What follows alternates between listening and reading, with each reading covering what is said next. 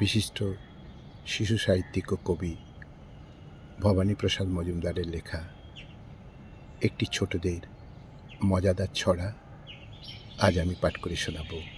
ছড়া বাহন বাহিনী লড়াই কাহিনী। শুরু করছি।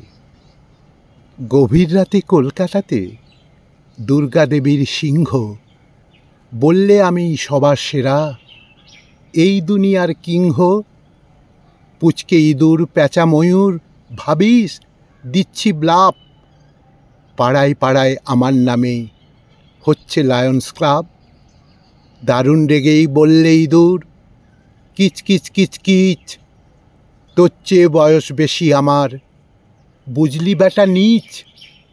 তবুও এত রুগ্ন কেন, আছে কি তোর জানা?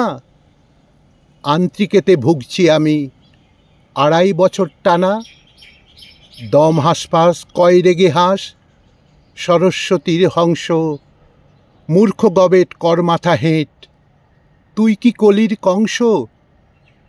এই শতকের নতুন নিয়ম মন দিয়ে শোন ভাইরে, সিংহ বসেন সিংহাসনে সিংহদ্বারের বাইরে।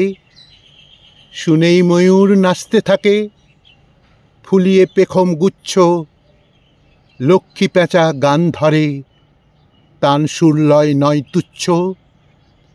সিংহরাগে চেঁচিয়ে বলেন শুনেই চেঁচামেচি, পচা গানের প্যাঁচ থামাতোর পেঁচোই পা পেঁচি।